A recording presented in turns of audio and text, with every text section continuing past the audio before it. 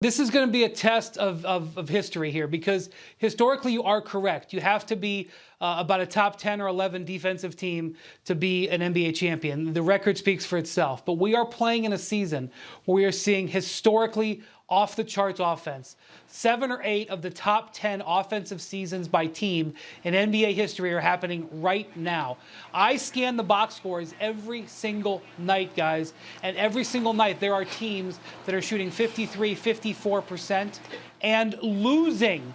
There are some teams whose records when they shoot 50% or better are around 500. In the past, you shot 50% in a game, that means you're almost going to win probably 85% of the time. And so the question is, when we get to the postseason, when we know you can prepare, some of these teams have had single-digit practices for the entire season to this point, since the year started. When in the postseason you can actually practice and game plan in between games, will we see a return to normalcy?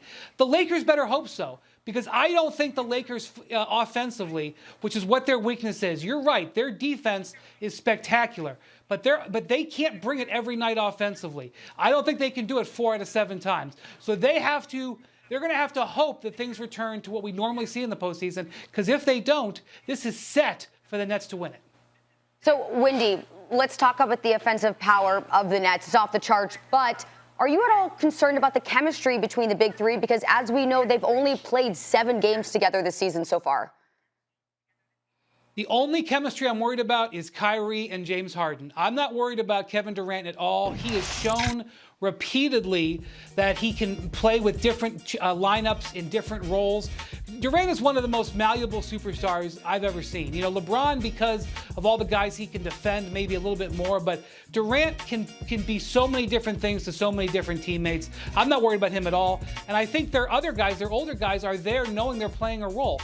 The whole thing has been, can Harden and Kyrie coexist together, sharing the ball? And right out of the gates, I think Kyrie yielded to Harden. I think it was like the second or third week they were playing together, Kyrie said, James, you take the ball, you run our offense, I'll play off the ball, which was no small thing for him to say, even though that makes sense because you look at the way Harden was playing, you say, heck yeah, this guy's an MVP as a point guard. Kyrie left LeBron James because he didn't want to play that way. And so as soon as I saw that, now granted, it's tenuous because Kyrie tends to change his opinion and mood on things at times.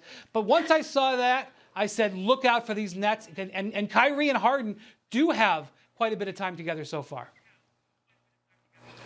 I actually think that a lot of people are worried about that relationship, Kyrie Irving and James Harden, when they need not to be, because obviously these guys have unique personas that sort of make them polarizing figures.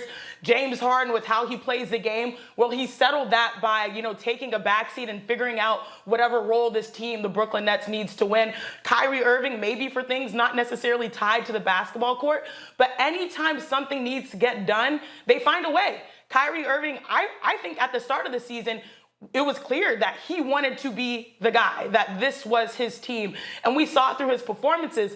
The thing that actually stood out to me the most, Brian, is actually when James Harden goes out because of the hamstring, what does Kyrie do to respond? Drops 40 points and knows to flip the switch and take over. These guys have each other's backs in a way that we don't really acknowledge all the time in the media. And I think that's what makes them special, sort of the chip on the shoulder mentality that each and every one of them carry. So I'm not necessarily worried about, the personalities meshing. I think health, number one, first and foremost, will be the only thing that deters this team from a title.